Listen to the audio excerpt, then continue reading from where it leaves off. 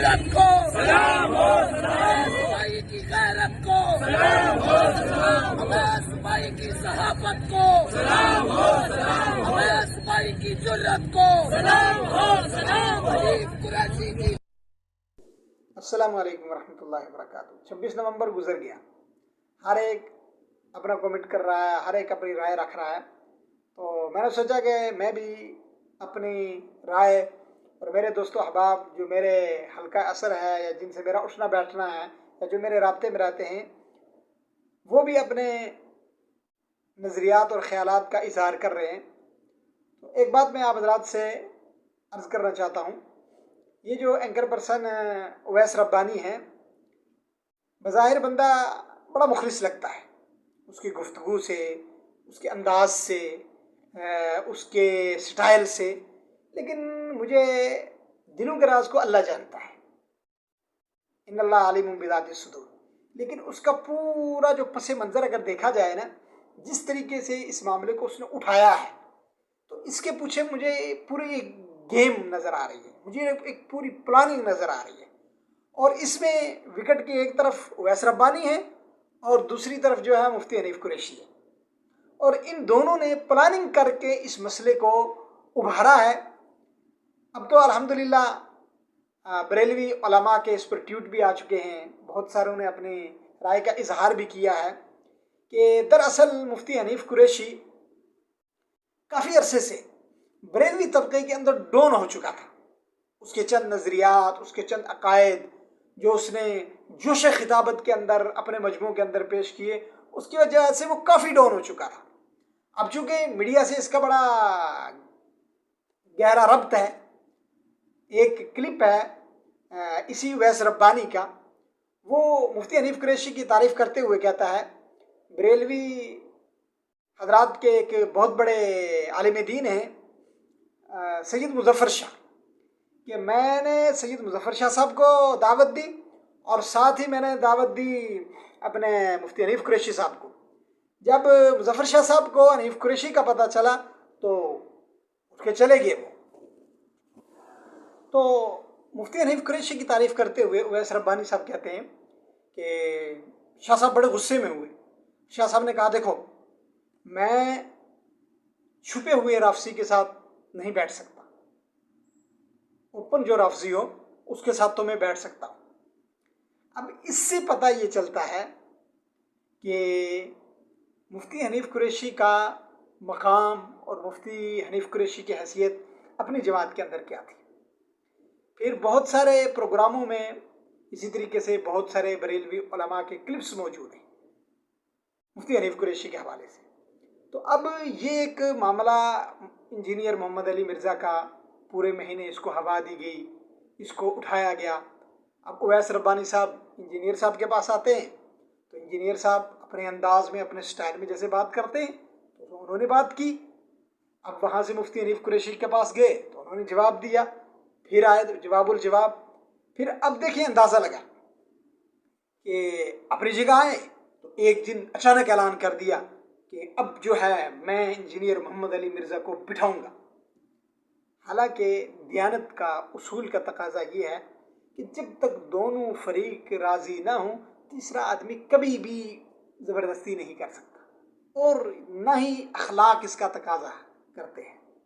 अखलाकी तौर पर अगर देखा जाए तो दोनों फरीक राज़ी हों तो बैठ जाएं। तो सबको पता है कि इंजीनियर मोहम्मद अली मिर्ज़ा उलमा के सामने नहीं बैठता है। अब वो उसकी कमज़ोरी है या उलमा चूँकि उलूम व फ़नून के माहिर होते हैं। अब ये तो सबको पता है कि इंजीनियर मोहम्मद अली मिर्ज़ा का जो है सिर्फ मुताला है। अब जो गहराई एक इल्मी, जिसको रसूख फिल इल्म कहा जाता है, वो तो उसके पास नहीं है। मंतिक, फ़लसफ़ा, फसाहत, बलागत, ये चीज़ें उसके पास नहीं है। तो उलमा से बैठते हुए उसे ज़ाहिर सी बात है डर भी लगता होगा, सारी चीज़ें। लेकिन यही मामला जब मुफ्ती तारिक मसूद साहब से हो चुका तो अब इन्होंने ये गेम प्लानिंग करके सोचा क्यों ना कि मुफ्ती तारिक मसूद साहब की तरह जिस तरह वो आए और चले गए, तो ज़ाहिर सी बात है इंजीनियर साहब ने बैठना नहीं है, ये इनको पहले पता था। اب یہاں مفتی طارق مسعود صاحب والے مسئلے کو عروج بخشنے کے لیے یا اسی طرز پر چلتے ہوئے انہوں نے یہ کام کیا کہ خود ہی اعلان کیا. اور دیکھیں اب یہاں ایک بات بڑی زبردست مزے کی بات ہے کہ مفتی حنیف قریشی کا ایک بیان آتا ہے تو قریشی صاحب کہتے ہیں کہ بھائی اویس صاحب نے تو مجھ سے پوچھا نہیں ہے، لیکن چونکہ میں اب ایسا کروں گا کہ مجھے جتنے میرے پروگرام ہوں تو مجھے تو کنسلٹ کرنے پڑیں گے، لہٰذا میں اس کے لیے تیار ہوں. سوچنے کی بات ہے، اخلاقی طور پر انسان ٹھنڈے دماغ سے سوچے. ایسا بھی ہوتا ہے کبھی کوئی فریق آپ سے راضی نہیں ہے. اچھا پھر دوسری بات، میں بہت سارے پہلوؤں پہ خود غور کرتا رہا. آپ آ گئے، اب وہ بندہ وہاں سے نکلا ہے.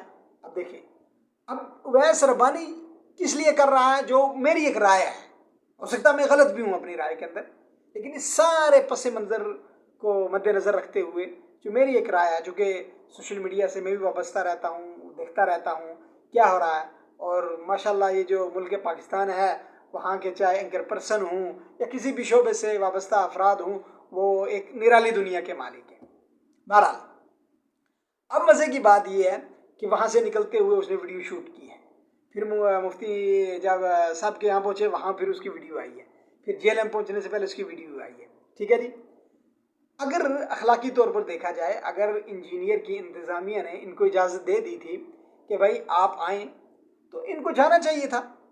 ہو سکتا ہے ان کو وہ الگ کسی کمرے میں بٹھاتے، اس کے بعد جیسا اس کا ایک انداز ہے درس کے بعد ہو سکتا ہے ملاقات کرتے، اندر چلے جاتے کم سے کم.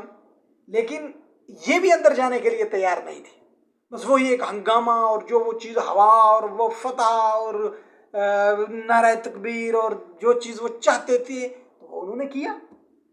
اس سلسلے میں نوجوان طبقے سے گزارش یہ ہے کہ کبھی بھی مناظروں سے، مباحثوں سے، اور کبھی بھی اس طرح ایک دوسرے کو فلاں ہار گیا فلاں جیت گیا، اس سے کبھی بھی نظریات کی فتح نہیں ہوتی ہے.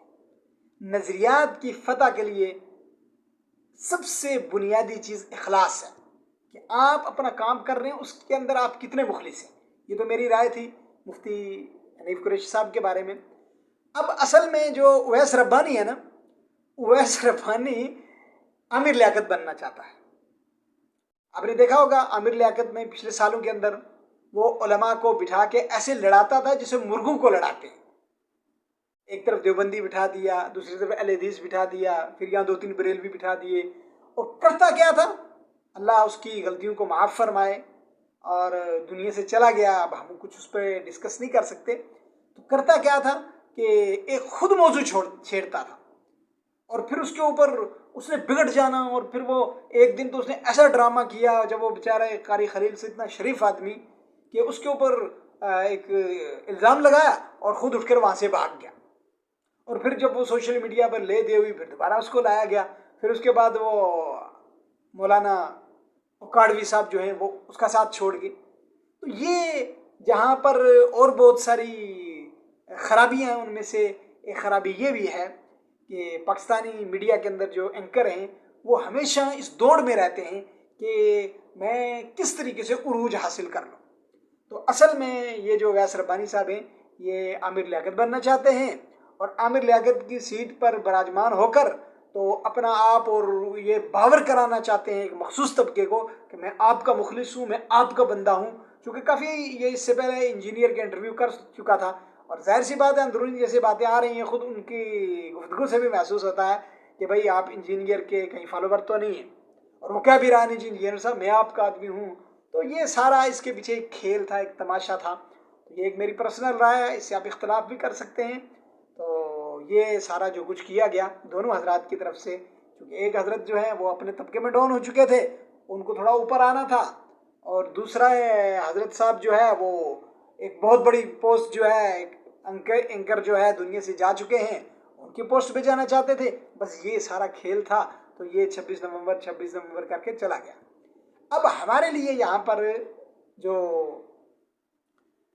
ایک اہم پیغام اس سارے منظر نامے کے اندر وہ یہ ہے کہ نوجوان جو ہے علماء سے جڑیں، اور وہ علماء جن کو رسوخ فی العلم ہوں، جن کی زندگیاں سنجیدگی کے ساتھ آپ کے سامنے ہوں، جن کی بات کے اندر متانت ہو، اور جو بات کریں انصاف کے ساتھ بات کریں، ٹھیک ہے نہیں؟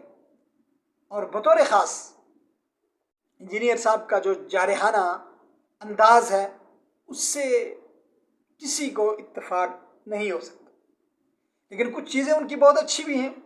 میں انشاءاللہ دوسری ویڈیو کے اندر اس کے اوپر انشاءاللہ ڈسکس کروں گا کہ انجینئر نے آ کر اچھے کام کون سے کیے ہیں، اور انجینئر سے اختلاف بھی کیا جا سکتا ہے، اور انجینئر نے وہ کام کون سے کیے ہیں جس سے تقریباً تمام مسلمانوں کی دل آزاری ہوئی ہے. السلام علیکم ورحمۃ اللہ وبرکاتہ.